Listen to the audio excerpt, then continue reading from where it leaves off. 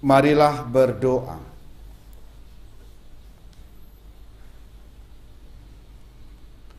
Allah Bapa Maha Luhur Maha Mulia, jadikanlah kami rendah hati agar dapat bertobat berkat sabda-Mu. Ajarilah kami bertindak jujur dalam pengabdian kami, dan dengarkanlah doa-doa kami yang kami himpun dalam perjamuan ini. Demi Yesus Kristus Putra-Mu yang hidup dan bersatu dengan Dikau dan Roh Kudus, Allah sepanjang masa. Amin. Pembacaan dari kitab Yehezkiel. Tuhan bersabda kepadaku, "Hai anak manusia, katakanlah kepada Raja Tirus, beginilah sabda Tuhan Allah, engkau telah menjadi tinggi hati dan berkata, Aku ini Allah, aku duduk di tahta Allah di tengah-tengah lautan. Padahal engkau itu manusia, bukan Allah, walaupun hatimu menetapkan diri sama dengan Allah. Memang hikmatmu melebihi hikmat Daniel, tiada rahasia yang tersembunyi bagimu. Dengan hikmat dan pengertianmu engkau memperoleh kekayaan, emas dan perak kau kumpulkan dalam perbendaharaanmu, karena engkau sangat pandai berdagang. Engkau memperbanyak kekayaanmu, dan karena itu engkau menjadi sombong. Oleh karena itu beginilah sabda Tuhan Allah, karena hatimu menetapkan diri sama dengan Allah, sungguh aku membawa orang asing melawan engkau, yaitu bangsa yang paling ganas. Mereka akan menghunus pedang melawan hikmatmu yang terpuja dan menajiskan semarakmu. Mereka akan menurunkan dikau ke liang kubur dan engkau akan mati seperti orang mati terbunuh di tengah lautan. Apakah engkau masih akan mengatakan di depan pembunuhan, aku ini Allah? Padahal bagi para penikahmu engkau adalah manusia, bukan Allah.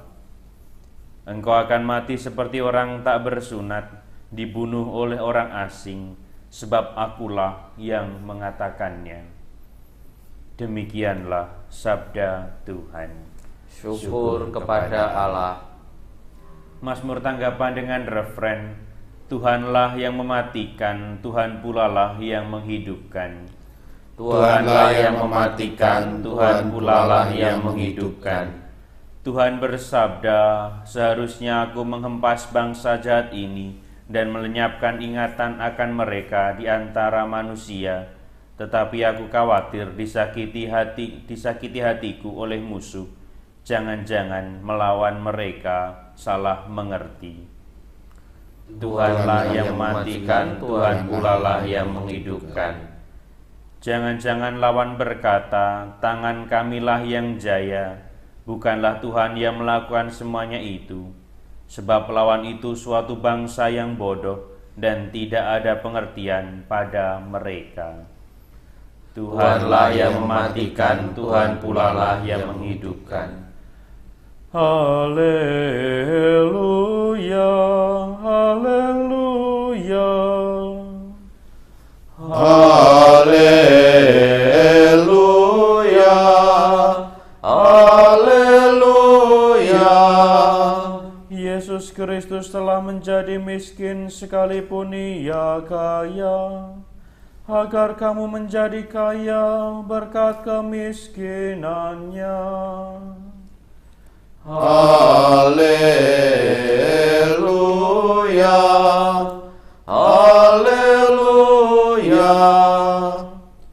Tuhan sertamu. Dan sertamu juga. Inilah Injil Yesus Kristus menurut Matius. Dimuliakanlah Tuhan. Sekali peristiwa, bersabdalah Yesus kepada para murid, Aku berkata kepadamu, sungguh, sukar sekali bagi orang kaya masuk ke dalam kerajaan surga. Sekali lagi aku berkata kepada kamu, lebih baik seekor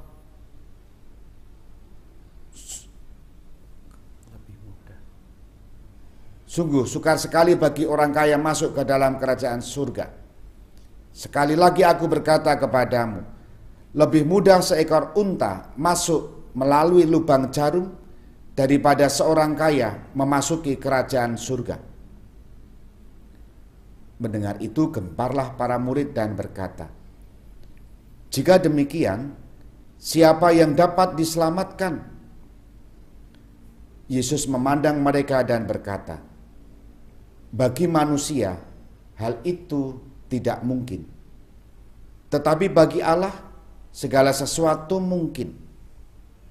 Lalu Petrus berkata kepada Yesus, "Kami ini telah meninggalkan segala sesuatu dan mengikuti Engkau.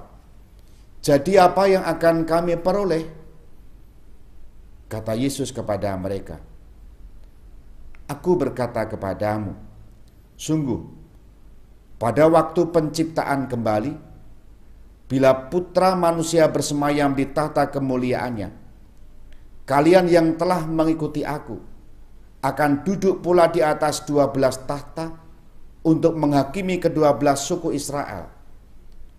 Dan setiap orang yang demi namaku meninggalkan rumahnya, saudara-saudarinya, bapak atau ibunya, anak-anak atau ladangnya, akan menerima kembali 100 kali lipat dan akan memperoleh hidup yang kekal. Tetapi banyak orang yang terdahulu akan menjadi yang terakhir, dan yang terakhir akan menjadi yang terdahulu." Demikianlah Injil Tuhan. Terpujilah Kristus. Saudari-saudara yang dikasihi Tuhan dimanapun Anda berada, selamat pagi, berkah dalam. Selamat pagi, berkah dalam. Petrus tadi berkata kepada Yesus seperti ini, "Kami ini telah meninggalkan segala sesuatu dan mengikuti Engkau. Jadi, apa yang akan kami peroleh?" Lalu saya usil bertanya, apa sih yang sudah ditinggalkan oleh Petrus ini? Dia berani-beraninya mengatakan, "Kami ini telah meninggalkan segala sesuatu." Segala sesuatu itu banyak. Tapi dalam teks kitab suci, tampak dalam panggilan awal para murid, Petrus ini meninggalkan jala dan perahu. Jala perahu, apakah itu memang segala-galanya bagi Petrus? Itu soal yang sudah ditinggalkan. Lalu mengikuti Engkau. Berapa kilometer sih Petrus mengikuti Yesus? Nah, pertanyaan-pertanyaan usil itu juga bisa jadi menjadi pertanyaan kita. Sudah apa saja yang kutinggalkan demi Yesus? Sudah berapa kilometer perjalanan kita mengikuti Yesus? Nah, pertanyaan Petrus ini sering kali muncul dalam hidup kita sebagai orang beriman. Kita sudah merasa mengorbankan banyak hal, meninggalkan banyak hal, mengikuti Yesus sekian langkah, bahkan berlangkah-langkah.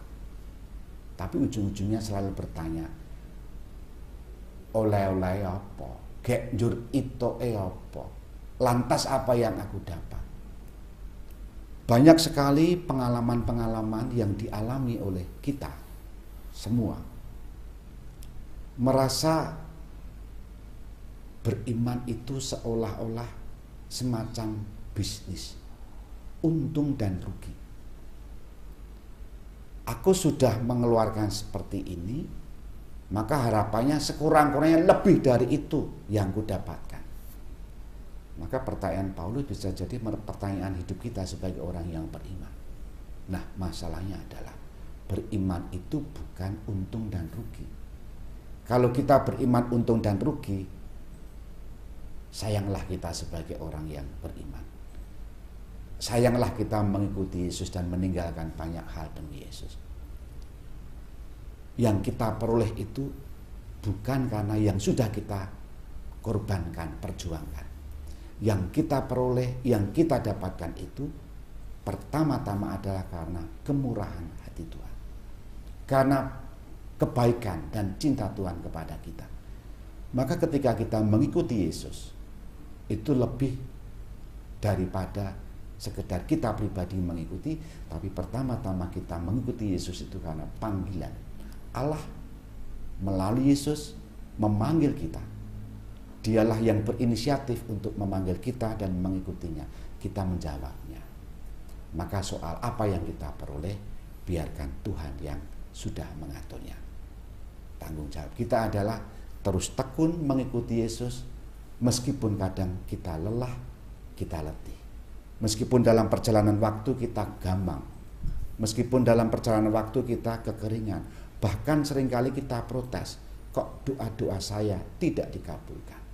Aku sudah meninggalkan banyak hal, ikut ke gereja, ikut dewan paroki, ikut aktivitas sosial, kegiatan di gereja, tapi kok aku malah sakit-sakitan, anakku berantakan, hidupku sendiri kacau.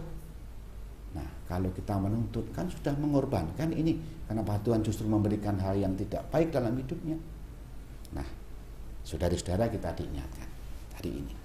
Kita mengikuti Yesus, meninggalkan banyak hal, itu karena kita dicintai. Kalau kita merasa dicintai, apapun yang kita perjuangkan, yang kita lakukan, diserahkan kembali kepada Tuhan. Tergantung Tuhan menerima atau tidak. Kita yakin Tuhan pasti memberikan yang terbaik untuk kita. Dimuliakanlah Yesus yang dulu hidup, sekarang dan selama-lamanya. Amin.